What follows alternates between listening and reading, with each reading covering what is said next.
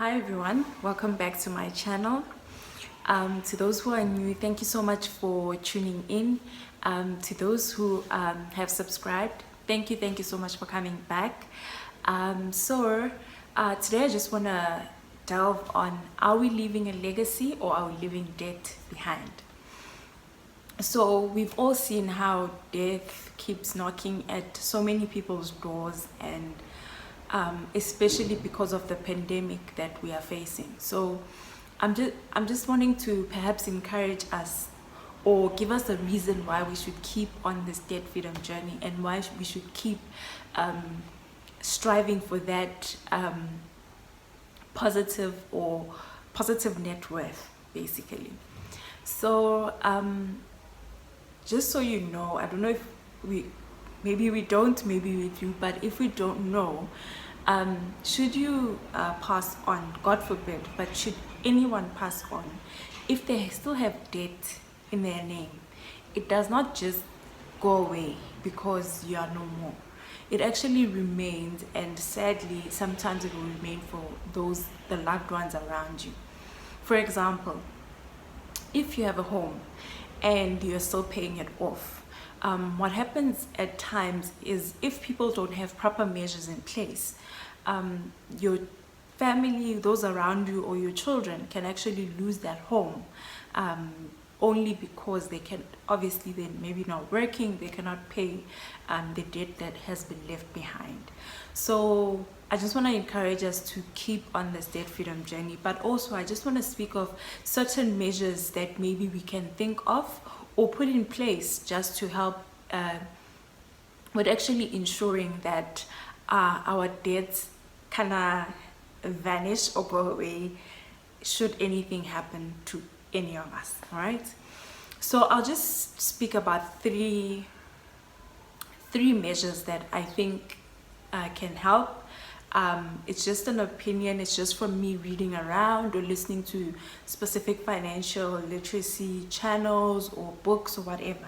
So it's not necessarily like I'm an advisor of sorts.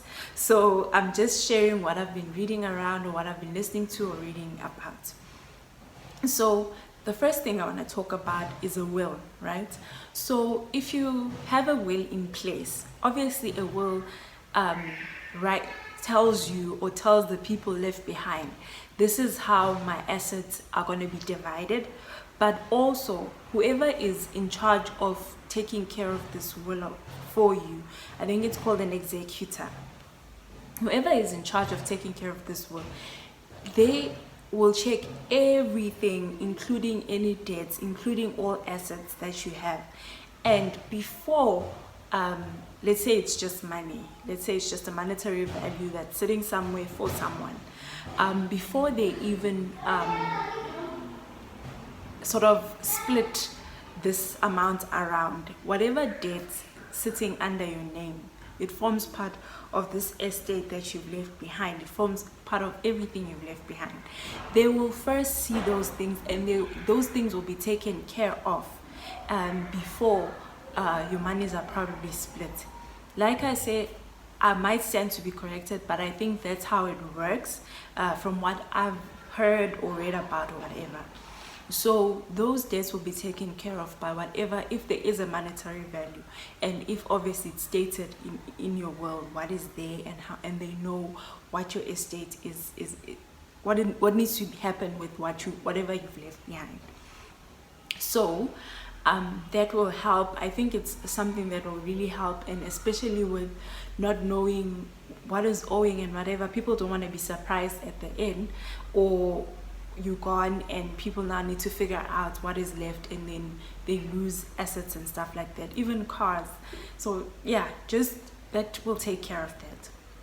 Then another thing is life insurance. If you don't have life insurance currently, I would encourage you to get it. It's just an encouragement for you to get it. But anyway, how life insurance takes care of things.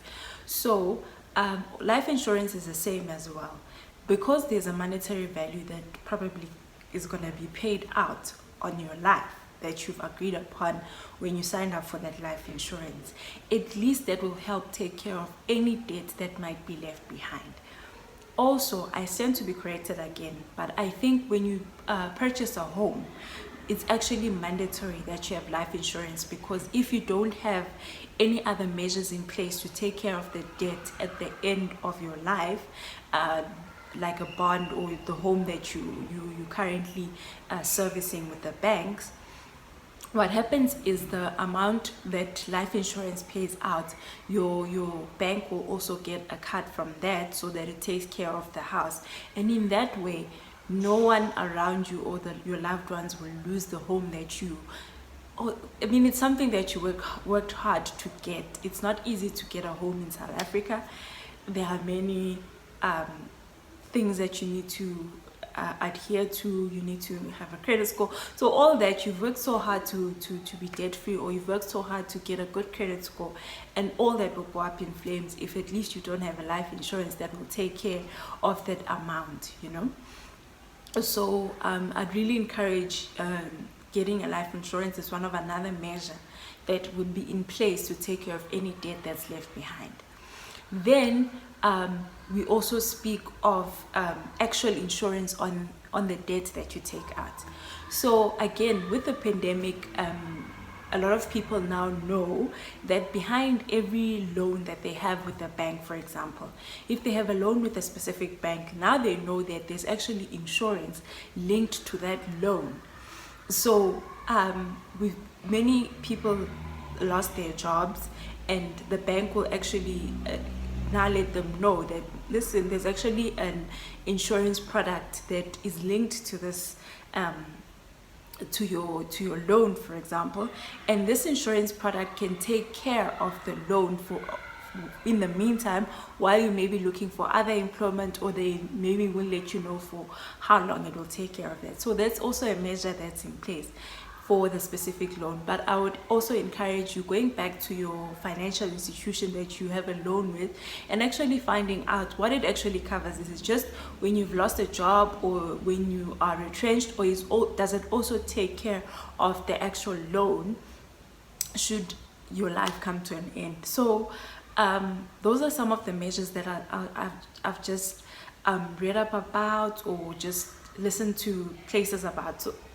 about in different places or videos or whatever. So in this video, more importantly, I'd really like to encourage us to really strive for debt freedom, so that we don't leave behind debt. We rather leave behind legacy. We rather leave behind assets for the people around us and our loved ones, you know.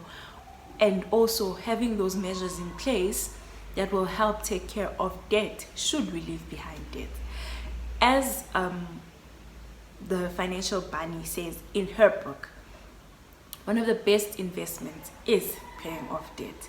So it's an investment to yourself, and it's also an investment that you can make for those that you might leave behind, God forbid. But if anything should happen, you will have paid off your debts. You wouldn't have left them with debt. You rather would leave them with a legacy, in terms of at least they have a home where it's taken care of. They have any other loans that you might have, they are taken care of, you know. So I really hope we'll be encouraged to really continue on this debt freedom journey, to continue to get our net worth on that positive note. And you know, I really hope that this was helpful. I hope if you didn't know of these measures, now you do. Please, if you can, I'd encourage you to take up all these different measures, or some of them at least, to take care of debt should anything happen to you. Thank you so much for watching. Like I said, I hope it was helpful. Please do share the video with anyone else who this might appeal to, or who this might help. And more importantly, if you have not subscribed, please do subscribe. Red button down below this video. Click on the notification bell to receive notifications when I post new videos. And also, please do like, if you do like the content of the video. Do comment just to let me know what measures you know about, or what measures you've taken up to ensure that you leave a legacy behind. Thank you so much for watching. See you next time.